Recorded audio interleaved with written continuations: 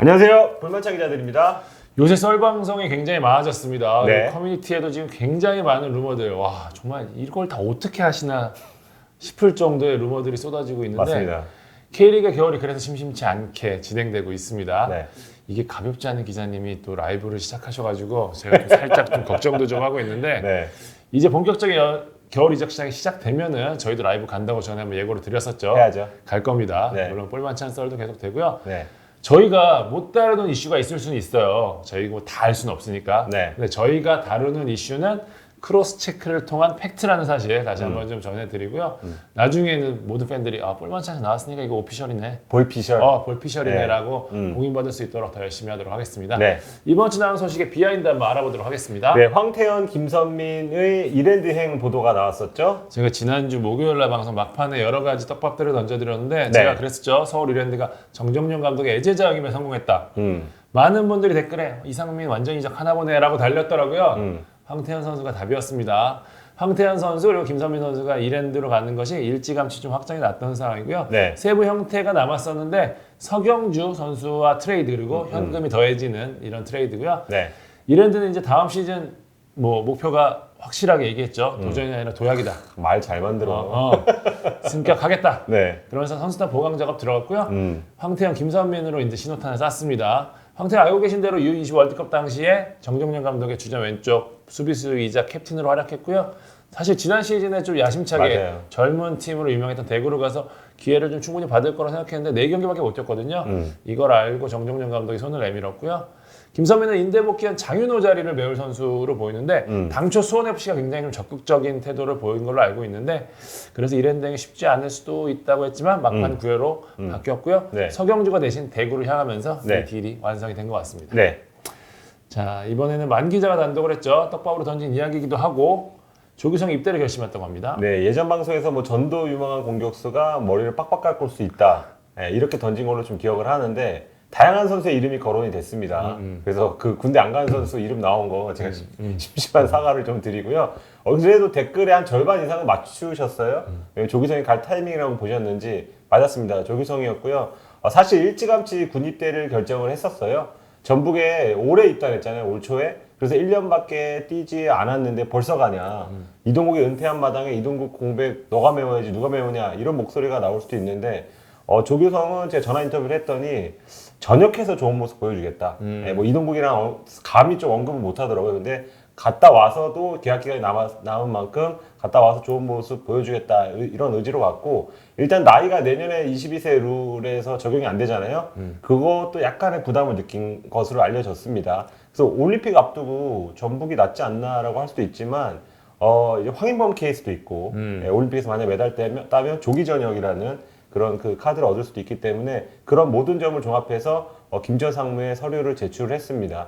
네. 제가 당초 알고 있기로는 일찌감치 조규성이 군입대 결심을 하면서 모라이스 감독한테 이 사실을 전달을 했는데 네. 모라이스 감독이 거절을 한 걸로 알고 있어요. 그러면서 이제 군대를 그렇다면은 아시아 챔피언스 리그를 못 가야 맞아요. 되는데 네. 갔기 때문에 조규성이 군대를 가는 거는 사실상 쉽지 않게 됐구나라는 얘기 됐었는데 이게 또 좀 여러 가지 지금 상황이 바뀌면서 네. 그런 상황이 된 걸로 알고 있습니다. 그렇습니다. 일단 15일에 원래 실기가 예정이 돼 있었는데 이게 코로나19 여파로 1월 12일까지 연기가 됐어요. 그래서 만약에 전북이 ACL 성과가 더 좋았다면 조규성 그리고 그 예정대로 15일에 그 실기를 했다면 조규성은 못 가는 거죠. 그렇죠. 예, 일정상. 그런데 이제 전북도 일찌감치 탈락하고 실기가 미뤄지면서 조규성은 그냥 기존에 계획했던 대로 상조 상무에 이제 서류를 제출했고 답을 기다리고 있습니다.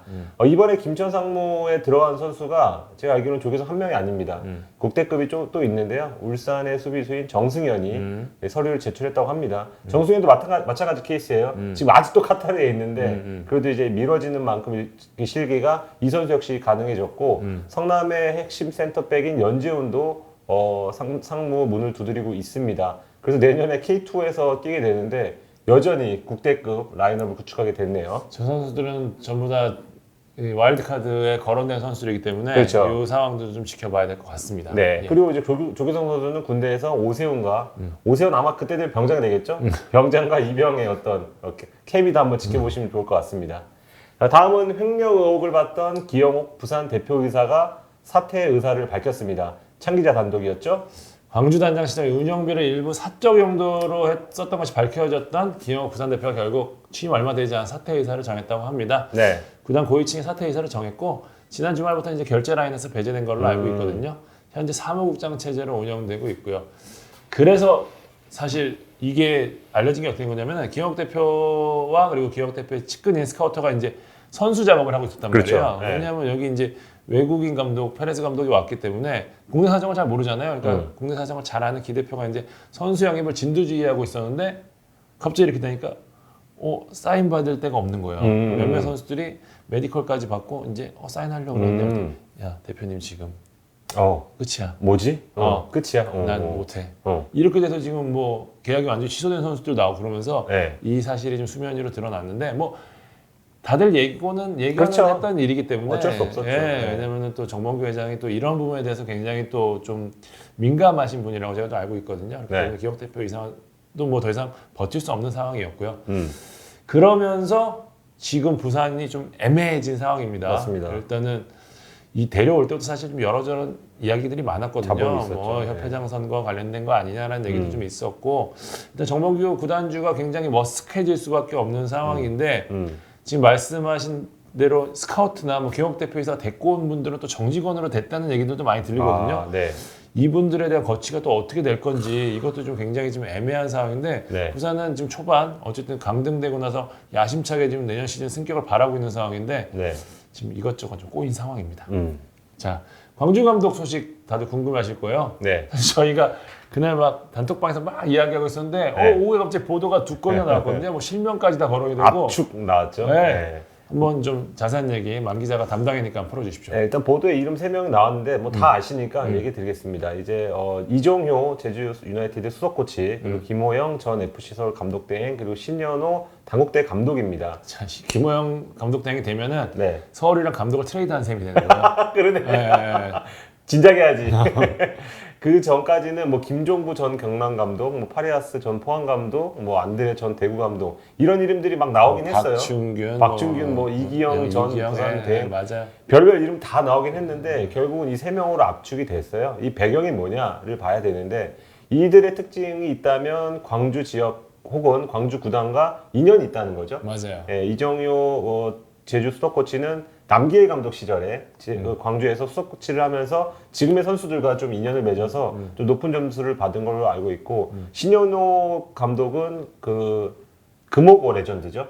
예, 금호고가 배출한 최고의 스타 중에 한 명이니까 그 광주 지역 그리고 그 고향이 아마 전라도 여수인가로 알고 있습니다. 이쪽에 네. 아주 인맥이 두텁다는 얘기. 그렇죠. 예, 당국대에도 뭐 금호고 선수를 많이 데려왔다는 얘기도 들었고 그런 만큼 지역 인지도가 높고 김호영 감독은 약간 여기에 왜 들어오냐고 할 수 있지만 이 감독은 일단 뭐 경험 같은 게 좀 높은 평가를 받았던 것 같아요. 고향도 전라도라는 얘기. 예, 전라도기도 한데 강원에서 감독을 했었고 뭐 중국도 다녀오고 서울에서도 대행을 한 만큼 뭔가 안정적으로 이끌 수도 있겠다 이런 점이 높은 평가를 받은 걸로 알고 있는데 일단 제가 취재한 바로는 구단은 잘 모릅니다. 이제 시에서는 구단에서 뭐 추린 리스트를 갖고 본인들이 3명으로 압축했다고 하는데 이것을 구단의 입장에서 또 반대로 시에서 그냥 3명을 알아서 또 지목을 했다 이런 말도 이게 나와요. 문제가 될 수 있겠네요. 시에서 그렇죠.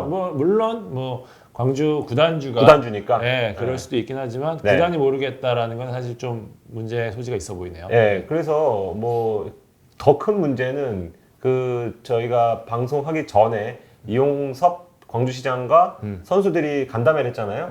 예, 광주 월드컵 경기에서 간담회를 했는데 그때는 비공개였습니다. 네. 근데 비공개가 어디 요새는 비공개인가요? 그렇죠. 어쨌든 간 말이 나오게 되어 있는데 끝나고 나서 보니까 선수들한테 3명의 이름이 적힌 투표용지를 줬다 그러죠. 예, 그래서 거기에 이제 뭐 적어라. 누굴 선호하는지. 그러니까 감독은 선수를 픽을 할 수가 있는데 반대로 선수가 감독을 픽을 하는 경우가 없잖아요. 굉장히 민주적인 절차네요. 민주적인 절차인데 이게 만약에 감독이 누가 됐어요. 그럼 그때 되게 애매해지는 거기도 하고. 너 나 안 뽑았지, 너 안 찍힐 거야. 그럴 수도 있고 반대로 선수들 입장에서 저 감독 우리가 뽑았는데 라고도 할 수 있어요. 그렇죠. 그리고 말도 안 되는 거죠. 예, 그리고 한 다리 건너서 다 알잖아요, 축구인들은. 그렇죠. 그러다 보니까 금호고 출신들이 많거든요, 광주에. 금호고 출신들이 금호고 출신 감독을 안 뽑을 수 있겠냐는 또 의심을 할 수도 있고 여러모로 조금 그 상황에 맞지 않는 좀 공무원스러운 결정을 내렸다고도 맞아요. 공무원들이었기에 내릴 수 있는 결정이 네. 아니었나 싶습니다. 그렇습니다. 그래서 그런 좀 비판이 좀 나오고 있는데 어쨌거나 이제 뭐 그 선수들이 낸 의견을 갖고 청취한 다음에 뭐 다르게 판단할 수도 있는 거니까요. 그렇죠. 근데 결론적으로는 셋 중에 하나는 무조건 이제 뽑는다는 기조인 것 같고 일단 순서는 대표든 지금 다 공석이잖아요. 대표나 단장이나 대표 또는 단장 먼저 선임하고 감독을 그 발표하는 그런 체제가 될 것 같습니다. 설령 감독을 먼저 픽을 했더라도 단장을 먼저 선임하는 과정 거칠 것 같아요. 예전에 창단 초창기에 그 당시 구단주가 동시에 뽑았어요. 그러니까 둘 다 서로가 왕인 줄 알았던 거죠. 그래서 티격태격해서 말이 많았는데 이번엔 그런 과정을 거치지 않기 위해서 아마도 단장 또는 대표 먼저 그리고 감독을 발표할 것 같습니다. 뭐 빠르면 다음 주가 될 수도 있을 것 같네요. 공주는 네. 마지막까지 시끌시끌합니다. 빨리 선택이 돼야지. 네. 지금 에이전트들 통화하면은 선수를 할 수가 없대요. 누구랑 전화해야 되냐? 그래가지고 지금 광주가 네. 굉장히 복잡한 상황인데 네. 일단은 감독설 망 기자가 풀어줄 거니까 그때 기대하도록 하고요. 네. 다음 소식은 이제 오늘은 좀 바쁩니다. 뭐 대구, 서울, 전주 갔다가 부산 밟고 마지막으로 강원도 한번 가보겠습니다.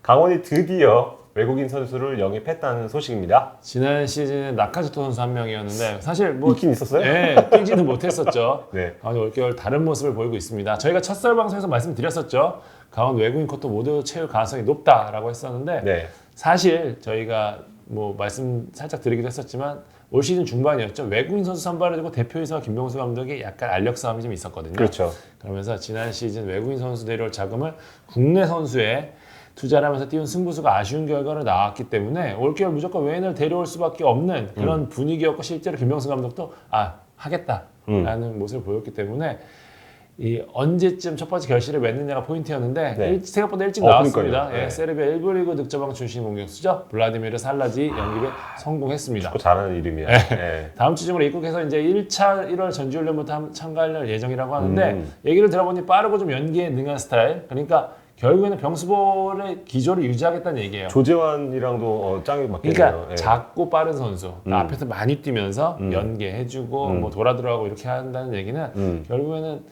스타일의 변화보다는 병수볼에 대한 완성도를 높이는 데 초점을 맞춘다. 이렇게 좀 볼 수 있을 것 같아요.